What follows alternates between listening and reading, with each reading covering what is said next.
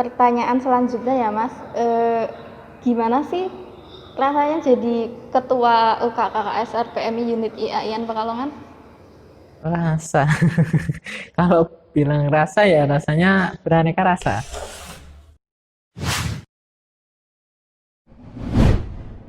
Jangan lupa klik subscribe dan loncengnya ya, biar teman-teman semua dapat selalu update info dari channel YouTube ini.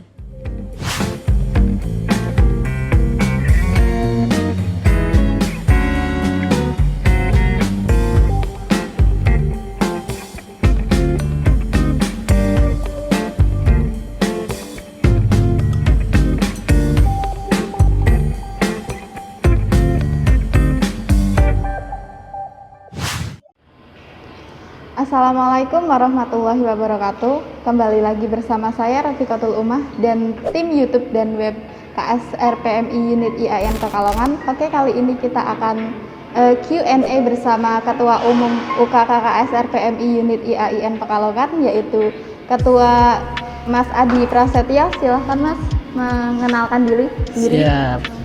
Terima kasih untuk Mbak Rafiqatul Ummah. Ya, nama saya Adi Prasetyo, saya sebagai Ketua Umum UKKKSR PMI Unit IAIN Pekalongan periode 2020. Apalagi? Jurusan? Boleh, Ya, silahkan. kalau saya jurusan dari Ekonomi Syariah, fakultasnya FEBI. Semester? Semester gasal, semester ganjil ya. Iya. Oke, langsung saja ya Mas. Ya, gimana? Ini ada pertanyaan dari beberapa orang, terus kita sudah pilih-pilih. Nanti silahkan Mas Adi menjawab. Yang pertama, pertanyaan dari Nurul Hafidah. Pertanyaannya yaitu, KSR itu apa sih Kak? Nah, KSR itu bergerak di bidang apa? Terus KSR sama PMI itu sama enggak? Oke. Kalau KSR itu apa? KSR kan itu singkatan dari Korps Sukarelawan, atau biasa Korps Sukarelawan tersebut yaitu kayak kita bergerak di bidang kemanusiaan sama kepalang merahan di bawah naungan PMI. Kalau ditanya PMI sama KSR sama enggak, ya PMI itu sebagai induk kita, karena PMI kan terdiri dari pengurus, pegawai, TSR, KSR, dan PMR. Berarti kita satu tingkat di atas PMR sebagai Korps Sukarelawan. Usianya biasa di atas minimal di atas 17 tahun untuk menjadi seorang KSR. Gitu. Jadi kalau KSR sama PMI beda ya sama, tapi kita sebagai di bawah naungan dari PMI. PMI itu sebagai induk kita. Nah, ini banyak yang kepo nih Kak, perbedaan dari KSR sama PMR itu apa? Oke, kalau PMR kan Palang Merah Remaja, kalau kita Korps Sukarelawan. Kalau PMR itu ada 3, berarti PMR Wira, Madya, sama Mula. Mula untuk SD, Madya untuk SMP, Wira untuk SMA. Nah, kalau kita itu di KSR atau Korps Sukarelawan, yaitu yang sudah bisa dikatakan lebih dari 17 tahun. Itu sudah masuk di Korps Sukarelawan kalau kita bergabung di KSR. Kalau perbedaannya jelas secara tupoksi atau secara beban kerja beda. Kalau PMR kan mereka lingkupnya masih lingkup mungkin unit mereka masing-masing di sekolah-sekolahnya. Kalau kita kan bisa dengan lebih luas tupoksi. Oh iya. Terus persyaratan apa lagi selain umur 17 tahun untuk menjadi KSR? Kalau untuk menjadi KSR, kalau secara umum atau di unit kita? Boleh secara umum. Kalau secara umum, mungkin kalau secara umum saya juga agak lupa. Biasanya mendaftarkan diri ke PMI, baik PMI kota ataupun kabupaten yang ada di wilayahnya. Kemudian di sana nanti kan akan diarahkan mengisi form, kemudian membuat surat pernyataan siap mengabdi, berusia minimal 17 tahun. Kemudian nanti akan mengikuti Diklatjar yang itu untuk memenuhi 120 jam syarat menjadi KSR. Kalau di IAIN sendiri, unit KSR perguruan tinggi UKKKSR PMI Unit IAIN Pekalongan, itu ada beberapa persyaratan. Yang pertama yaitu syarat mutlaknya harus mahasiswa IAIN Pekalongan. Kemudian mendaftarkan diri waktu kita open recruitment atau PAB, penerimaan anggota baru, harus mendaftarkan diri. Kemudian mengikuti rangkaian untuk tahapan-tahapan untuk menjadi calon anggota. yaitu mulai dari latihan rutin, latihan gabungan, nanti juga ada mungkin tes pradiklat, nanti baru diklat dasar. Nah, untuk tahapannya itu tergantung kebijakan masing-masing koordinator divisi di tiap tahunnya, tetapi biasanya yang umum beberapa tahun ini dilakukan yaitu mulai dari larut, latihan gabungan, kemudian tes pradiklat itu untuk menseleksi lagi, kemudian diklat ruang sama diklat lapangan, atau bisa dikatakan ada juga diklat lanjut. Nah, itu semua dikatakan sebagai rangkaian diklat dasar untuk memenuhi 120 jam syarat menjadi KSR. Itu untuk di YIN Pekalongan gitu kan. Kemudian pertanyaan yang kedua ya Kak, dari Muhammad Bahtiar. Nah, apa sih yang membedakan KSR dari UKM atau UKK lain? Perbedaan itu ya. Kan kalau UKM atau UKK lain kan setiap ormawa atau organisasi mahasiswa kan mempunyai tupoksi masing-masing. Kalau kita emang ditetapkan sebagai unit yang bergerak di bidang kepalang-merahan dan kemanusiaan di lingkungan YIN Pekalongan. Jadi ya kalau perbedaannya ya sudah jelas, sudah bisa dilihat sendiri. Perbedaan kan setiap ormawa punya tupoksi masing-masing. Mungkin kayak yang UKM bergerak di bidang sport ya berarti mereka UKM sport, yang di kepramukaan. Kalau kita ya jelas kita di bidang kepalang-merahan sama kemanusiaan. Kalau lingkup kita apa saja, banyak lingkup kita, mulai dari ya ketika terjadi bencana ya kita juga terjun ikut, ketika PBK ya kita sebagai tim medisnya atau tim kesehatannya, ketika ada kegiatan apa ya kita biasanya sebagai tim kesehatannya gitu. Kemudian pertanyaan dari Fikri Amalia Rosyada. Nah, kalau dari KSR PMI Unit IAIN Pekalongan, untuk event-event yang paling menarik itu apa lagi Kak?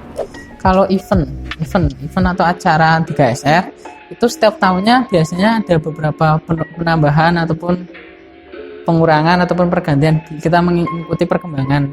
Kalau beberapa event yang sudah pernah kita lakukan, yang sudah pernah beberapa tahun belakangan, yang menarik itu kalau menurut saya mungkin kayak pelatihan vertical rescue.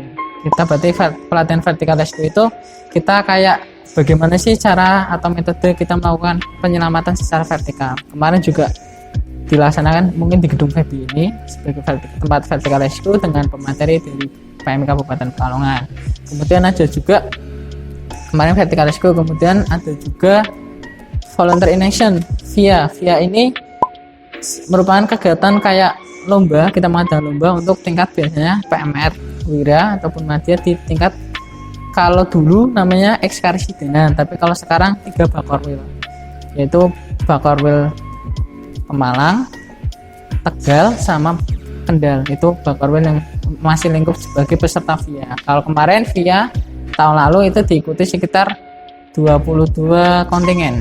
Nah, VIA kemarin diikuti 22 kontingen. Kalau program lain, event lain yang menarik biasanya pekan relawan. Pekan relawan ini berarti gabungan beberapa divisi yang memiliki program kerja digabung di situ satu rangkaian, namanya rangkaian pekan relawan. Di sini banyak Kak, ada workshop relawan, ada mungkin kayak webinar, seminar, kemudian workshop, talk show, juga banyak macam-macamnya. Nah, kalau tahun ini karena kita masih pandemi, jadi kegiatan-kegiatan ini kebanyakan dilakukan secara online atau virtual. Pertanyaan selanjutnya ya Mas, gimana sih rasanya jadi ketua UKK KSR PMI Unit IAIN Pekalongan? Rasa kalau bilang rasa ya rasanya beraneka rasa, apalagi seorang ketua ormawa ya, ketua UKK yang menaungi berbagai latar belakang kalangan mahasiswa yang sudah belajar mencari jati diri, ya beraneka rasa. Mulai dari kebanyakan rasanya itu ya kayak kita sama-sama belajar, ya happy aja rasanya jadi ketua. Tapi ya ada kalanya juga kita merasa kayak gagal menjadi seorang ketua, ketika menjalankan kegiatan nggak bisa maksimal, ataupun ketika ada problem internal yang berkepanjangan, itu kayak gitu yang rasa-rasa tidak enak. Tapi kalau kebanyakan selama saya menjadi ketua, senang rasanya. Dan senangnya ya kita bisa sama-sama belajar, sama-sama untuk mencari pengalaman bersama. Ya kayak gitu. Nah, saya balik semua. Gimana sih rasanya Mbak Umah menjadi anggota KSR selama 1 tahun belakang ini? Ya, alhamdulillah menambah relasi banyak banget, terus soft skill juga bertambah, seperti itu sih. Kebanyakan rasa sedih, senang, Kadang ada sedih. Kenapa Ada kalau sedih? sedihnya. Banyak tugas. Banyak tugasnya ya. Tugas dari siapa ya kalau boleh tahu? Kayaknya bukan tugas dari ketua, kayaknya bukan dong. Kayaknya banyak sekali yang memberi tugas, mungkin dari tim pengarah. Ya kayak wakil ketua juga sama. Atau tugas dari koordinator divisi juga. Tapi ya kayak gitu, memang kita kalau menurut saya kenapa kok banyak tugas, banyak yang harus kita perbaiki, ya karena harus ada yang kita tinggalkan setelah kita purna.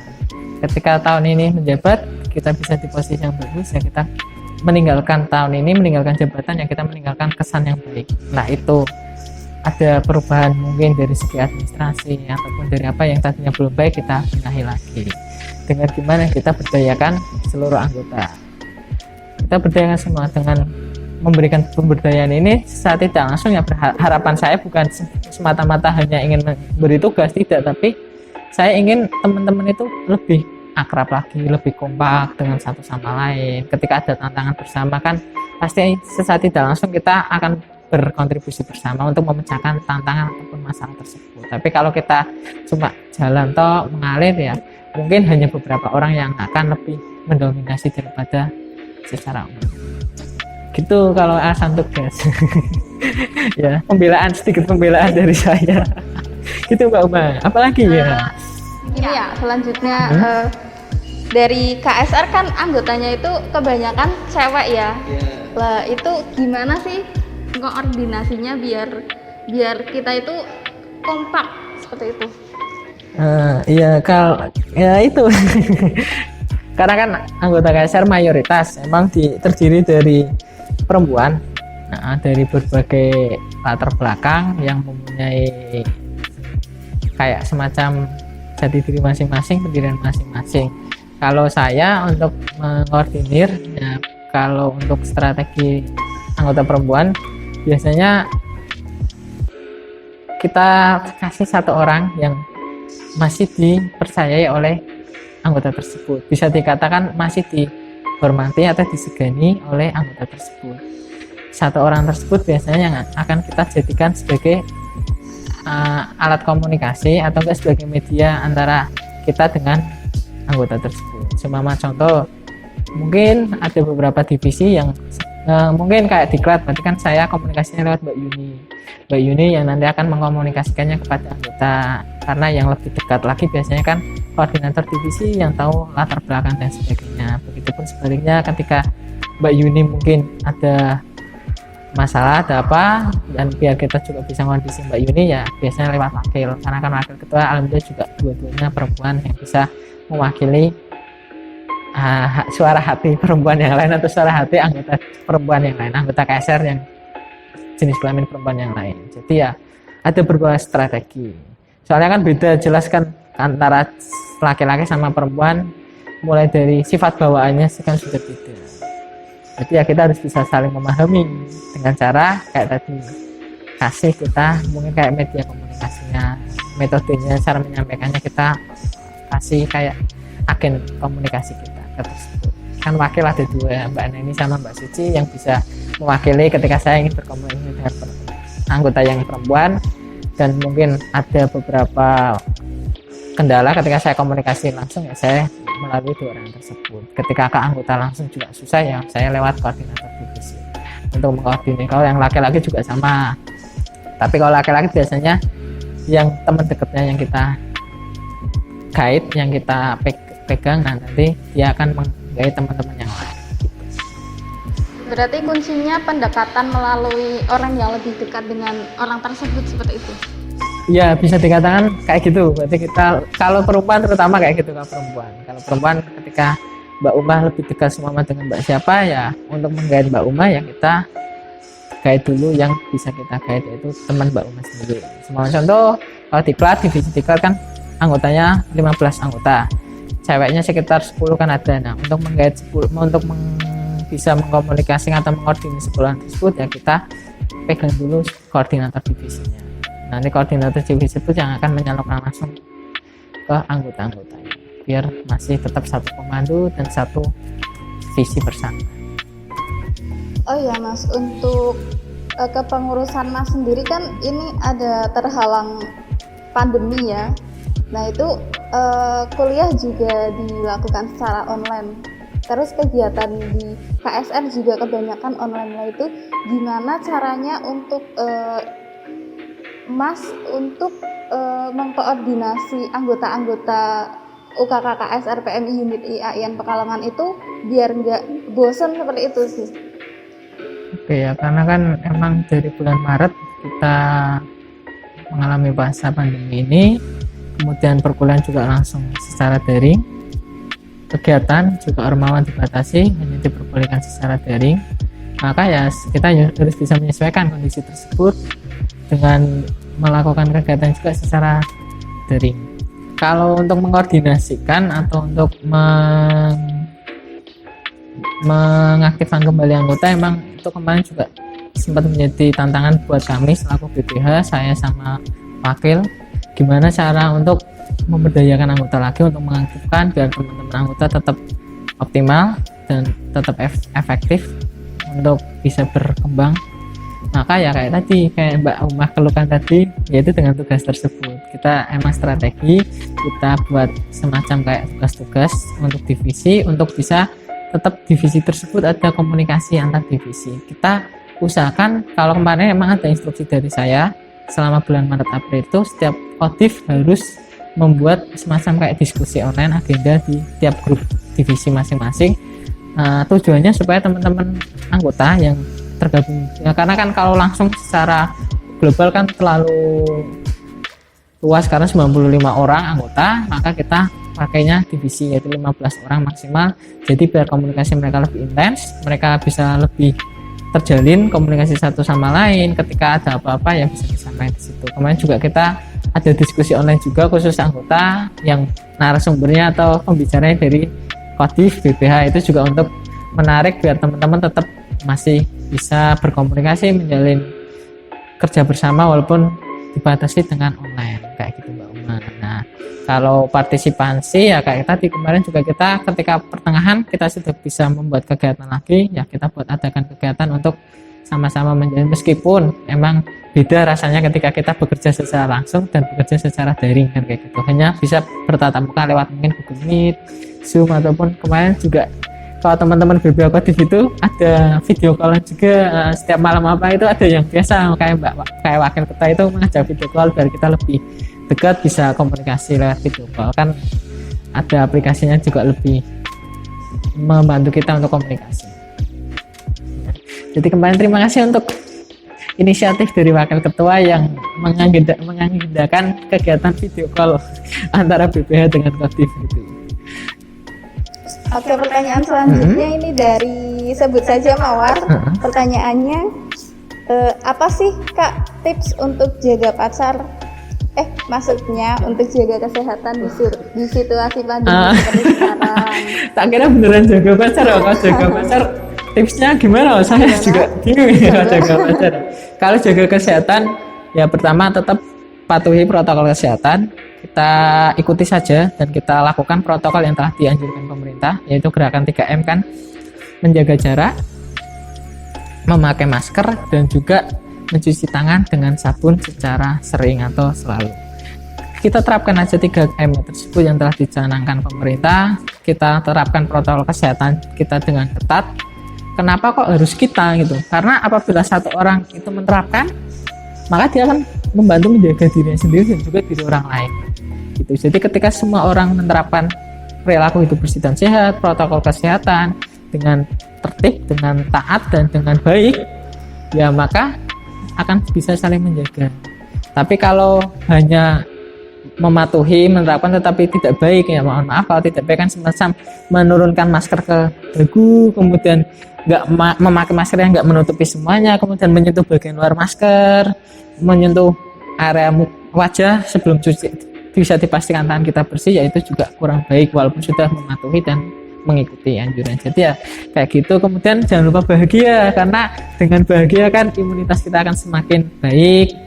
Konsumsi makanan yang bergizi, kemudian juga olahraga lah minimal ya sekitar 30 menit atau 15 menit yang nggak usah harus berkerumun, yang bisa juga seperti mungkin jogging di area rumah, di teras gitu, apa mau ikut senam secara online kan juga ada kayak gitu. Kita bisa mengakses media-media komunikasi kayak YouTube, bisa lihat video senam gitu. Kalau bahagia ya bisa mengisi video call dengan orang tersayang ya. Kalau punya pacar kayak Mbak Uma bisa sama pacarnya gitu, atau enggak kayak tim belakang layar kita Mas Kiwi juga udah punya pacar ya, mungkin bisa sama pacarnya. Mbak Suci gitu juga sama kayak gitu kan, lebih bisa meningkatkan imunitas kita.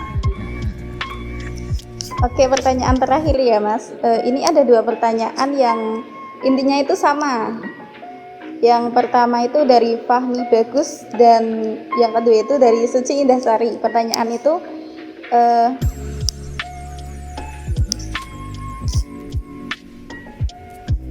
Mas Adi sebagai ketua kok masih jomblo itu gimana sih? Kok tumben jomblonya awet gitu? Ini kayaknya saya kenal yang sama yang tanya, saya kenal kayaknya yang Mas Fahmi itu kayaknya teman saya sendiri ya. Kalau Mas Fahmi teman saya sendiri, kalau Suci juga mungkin kenal ini. Tapi kok pertanyaan kayak gitu ya? Kenapa masih jomblo ya? Saya juga kurang tahu ya kok saya masih jomblo itu kenapa. Mungkin ya masih ingin fokus saja sama tanggung jawab di organisasi. Kan tanggung jawab ini semata-mata kan bukan hanya kita mempertanggungjawabkan di dunia, mungkin ke pembina, ke PMI dan sebagainya, tapi kita juga tanggung jawab ke akhirat kan, ke Allah Subhanahu Wa Taala. Maka kita harus berusaha untuk fokus di situ, untuk maksimal dan totalitas. Nah kalau masalah jomblo dan sebagainya itu mungkin resiko, ataupun ya semoga saja nggak jomblo ya di sini atau gimana ya. Tapi ya emang kayak gitu realitanya. Saya emang masih berusaha untuk lebih fokus di tanggung jawab organisasi ini, biar sekiranya kayak tadi saya awal kita diskusi, ketika kita purna tugas atau kita meninggalkan jabatan ini ya ada kesan baik, ada hal yang bisa kita tinggalkan untuk periode sebelumnya. Untuk periode selanjutnya, untuk periode selanjutnya yang menurut kita masih kurang baik, kita perbaiki. Untuk bisa memperbenahi itu, kalau prinsip saya ya kita harus fokus, kita harus totalitas di situ, kita harus melihat secara menyeluruh, semuanya kita lihat di organisasi tersebut. Nah, jadi ya mungkin masih fokus ke situ dulu. Kalau yang itu ya menyertai aja sambil berjalan waktu. Ini teman saya kok. Oke teman-teman, mungkin ya, seperti itu saja ya Q&A kali ini dengan Ketua Umum KSR PMI Unit IAIN Pekalongan. Bagi teman-teman yang belum terpilih pertanyaannya, jangan berat hati. Tunggu di kesempatan lainnya, kita akan menampilkan video yang lebih menarik tentunya. Dan jangan lupa like, comment, and subscribe YouTube KSR PMI Unit IAIN Pekalongan. Oke. Ada pesan kesan seperti itu? Ya, mungkin harus tetap terapkan 3M ya. Oke. Yang pertama apa? Memakai masker. Yang kedua? Menjaga jarak. Dan yang ketiga? Jangan lupa mencuci tangan dengan sabun.